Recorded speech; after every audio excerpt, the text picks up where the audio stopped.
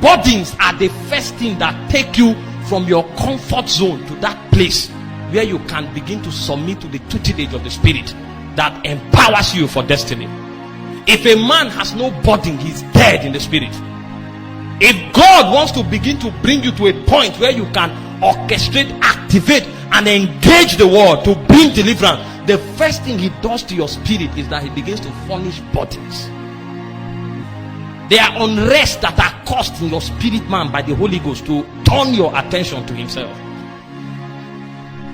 It is only a burden that can take a prince from the palace to go to the backside of the wilderness, because there is a tutelage that awaits him if Israel will ever be free. Even the voice of God had spoken that these people will be in captivity for 400 years, but at this time it was already 390 years and they were still in captivity. Heavens was looking around. There was no man that will rise. The only thing that heaven could do to bring intervention was to furnish burdens in the heart of a man, else they will remain there. And if you think it's a joke, Moses went to the wilderness for 40 years. These guys were in captivity for 430 years. The voice of the Lord would have fallen to the ground. Until you begin to attend to burdens, there is no hope for a generation.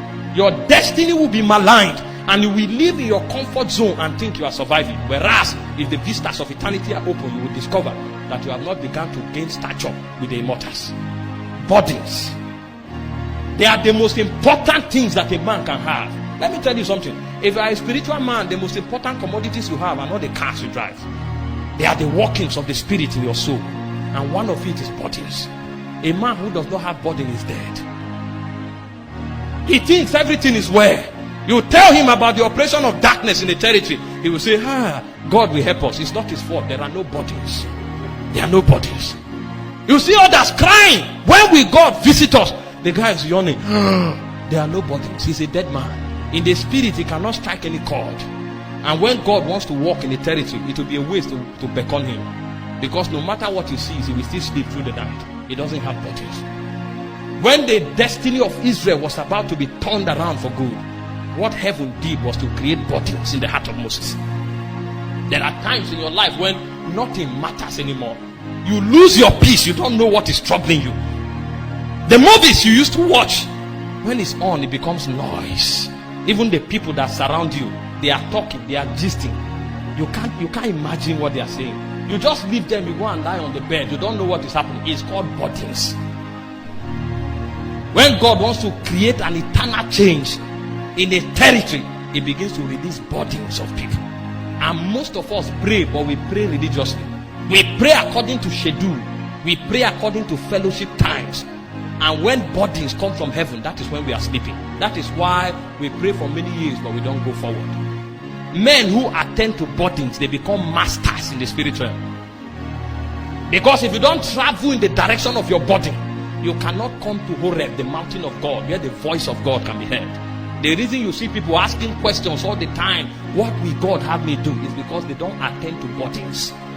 The burdens that the Holy Ghost furnish in your heart is the intervention of heaven for your destiny.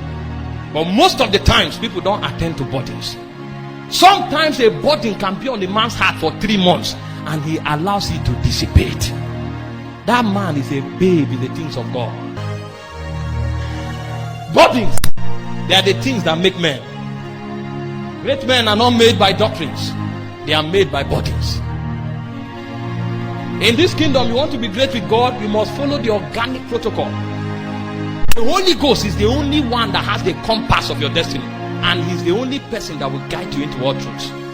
If you don't follow the Holy Spirit, you will never amount to anything. And following the Holy Ghost is not in your head, it's in your spirit. He leads you in the path of righteousness for his name's sake, by burdens. That was what made Moses a great and mighty deliverer. He knew the language of burdens.